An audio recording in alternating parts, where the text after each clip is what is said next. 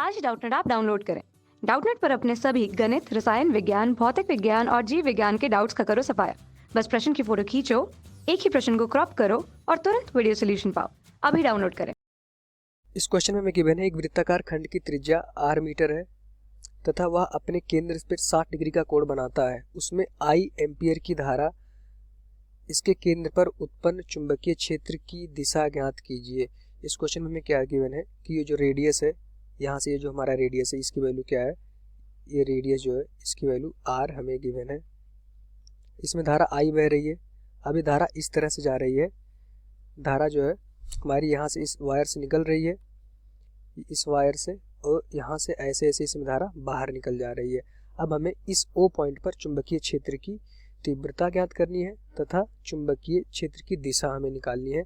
O point पे हमें इस O पॉइंट पे जो है यहाँ पे चुंबकीय क्षेत्र की वैल्यू निकालनी है और उसकी दिशा भी बतानी है कि अंदर होगा या बाहर होगा।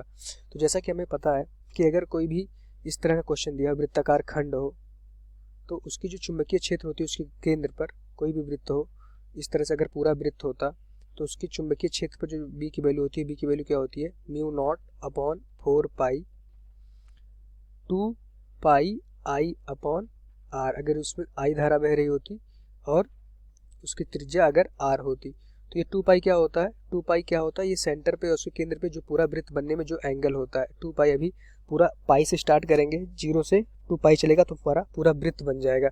इस क्वेश्चन में वो 2 पाई की जगह पे हमें क्या दिया है, एक वृत्तखंड दे दिया है जो सेंटर से इस तरह से एक वृत्तखंड दे दिया है और थीटा की वैल्यू हमें गिवन है। थीटा की वैल्यू क्या है, 60 डिग्री का। अब यहाँ 2 पाई ना होके क्या हो जाएगा, सिर्फ थीटा की वैल्यू आ जाएगी। तो इस केस में जो बी की वैल्यू यहाँ इस सेंटर पे आएगी उसकी वैल्यू क्या हो जाएगी, mu not upon 4 pi theta I upon R. अगर इसमें करंट आई बह रही होगी तो, अगर इसमें करंट आई बह रही है तो उसकी वैल्यू क्या हो जाएगी, आर क्या होता है, सेंटर से उसकी त्रिज्या होती है उस वृत्तखंड की। तो ये हमारा वृत्तखंड पार्ट था, उसकी जो बी की वैल्यू की सेंटर पे, ये उसका फार्मूला होता है। अगर वो पूरा वृत्त बन जाता तो थीटा की वैल्यू हो जाती 2 पाई हो जाती, लेकिन ये वृत्तखंड है, वृत्त का एक हिस्सा है, तो थीटा की वैल्यू इस क्वेश्चन में हमें 60 दिया है। तो यहाँ से हम क्या करेंगे, इसी फार्मूले से रख के हम बी की वैल्यू निकाल लेंगे। अब बी की वैल्यू, थीटा को हम पहले उसमें कन्वर्ट कर लेंगे, थीटा हमें डिग्री में दिया उसको हम रेडियन में कन्वर्ट कर लेंगे। तो 60 इंटू रेडियन में कन्वर्ट करने के लिए क्या करते हैं, पाई बाई 180 से इसको मल्टीप्लाई कर देते हैं। तो यहाँ से हमारा जो भी वैल्यू आएगी थीटा की वैल्यू हो जाएगी पाई बाई 3 रेडियन में। हमने इसको निकाल लिया। थीटा क्या था, हमारे वृत्तखंड का जो एंगल था ये थीटा हमने मान रखा था, यहाँ से इस डायग्राम से हम देख सकते हैं। अब बी की वैल्यू अगर हम लिखेंगे तो बी की वैल्यू क्या होगी, mu not upon 4 pi, theta की वैल्यू क्या हो जाएगी, पाई by 3 I upon radius question में दिया है कैपिटल आर। यहाँ से हमारी ये बी की वैल्यू हो जाएगी।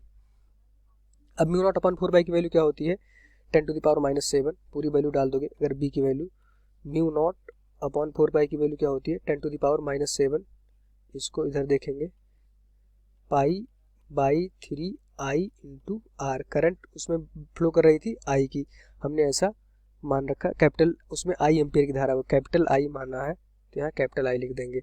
अब यहाँ से म्यू नॉट अपॉन 4 पाई की वैल्यू होती है 10⁻⁷ पाई आई अपॉन 3 आर। ये हमारी चुंबकीय क्षेत्र का परिमाण होगा। अभी उसकी दिशा भी हमें क्वेश्चन में बतानी है, ये उसका परिमाण हो गया। हम क्या किए, उसका फार्मूला कैसे दें, फार्मूला हम थोड़ा सा समझाए हैं कि अगर ये पूरा सर्कल होता तो यहाँ पे थीटा जी 2 पाई होता, यहाँ पे एक वृत्तखंड दिया है तो उसका जो जनरल फार्मूला होता है mu not upon 4 pi theta I upon R. इस पूरे सर्कल के लिए थीटा की वैल्यू क्या हो जाती है, 2 पाई। इस वृत्तखंड के लिए थीटा की वैल्यू क्वेश्चन में गिवन है तो यहाँ रख देंगे 60 डिग्री। 60 डिग्री को हमने रेडियन में कन्वर्ट कर दिया, पाई बाई 3 आ गया, उठा के थीटा जी के पे पाई बाई 3 रख दिया, ये हमारा थीटा है, और आई अपॉन आर कर दिया। आई की वैल्यू कैपिटल आई क्वेश्चन में गिवन है, और यहाँ से पाई आई अपॉन 3 आर बी की वैल्यू आ गई। अब हमें इसकी दिशा ज्ञात करनी है। अब जैसा कि हमें पता है किसी भी तार में अगर चुंबकीय धारा बह रही है, इस तरह के तार में हम धारा बह रही है तो हम क्या करते हैं, तार में जिस तरफ धारा बह रही है उस तरफ हम क्या करते हैं, अपने हाथ की अंगुलियों को घुमाते हैं। तो जो हमारी अंगूठा होता है वो क्या देता है, हमारे चुंबकीय क्षेत्र की दिशा देता है। तो अभी इस समय इस वृत्तखंड पे अपनी अंगुलियां हम रख के घुमाएंगे धारा की दिशा में, तो हमारा क्या होगा, जो अंगूठा आएगा वो अंदर की तरफ आएगा। अंदर की तरफ आएगा तो मतलब इसकी जो दिशा हो जाएगी वो क्या हो जाएगी, अंदर की तरफ। तो जहाँ भी मैग्नीट्यूड आता है उसके आगे हम क्या डाल देते हैं, क्रॉस साइन, मतलब कि इसका मतलब होता है कि जो चुंबकीय क्षेत्र होगा उसकी दिशा अंदर की तरफ होगी। हमने कैसे निकाला, हमने फ्लेमिंग के दाएं हाथ का यूज किया और उसमें कहा कि चुंबकीय धारा की दिशा में जो भी जहाँ धारा हो उसकी दिशा में अपनी अंगुलियों को हम घुमाते हैं, तो धारा की दिशा में घुमाएंगे तो हमारा अंगूठा होगा चुंबकीय क्षेत्र की दिशा देगा, तो इस समय अंगूठा हमारा अंदर की तरफ आएगा। ऐसे हम उसकी दिशा निकाले हैं और मैग्नीट्यूड भी हमने उसका परिमाण भी निकाल लिया इस फार्मूले से, b = μ0/4/θi/r। थीटा इस क्वेश्चन में वृत्तखंड था, उसकी वैल्यू हमें 60 डिग्री गिवन थी। अच्छा, अगर इस तार के लिए सिर्फ बात करते, चूंकि ये हमारा तार हम देख पा रहे हैं, इस तार के कारण अगर ओ पॉइंट पर हम देखते तो उसका चुंबकीय क्षेत्र 0 आता है, क्योंकि ये तार जो है हमारा सेंटर से पास कर रहा था, उसी केंद्र से पास कर जाता है। इस तार के कारण भी इस ओ पॉइंट पर चुंबकीय क्षेत्र 0 हो जाता है। चुंबकीय क्षेत्र किसकी वजह से आया है? चुंबकीय क्षेत्र सिर्फ इसी सर्कुलर पार्ट की वजह से सेंटर पे आएगा, ना कि स्ट्रेट वायर की वजह से। इस इतने हिस्से की वजह से हम चुंबकीय क्षेत्र निकाल पाए हैं। Thank you.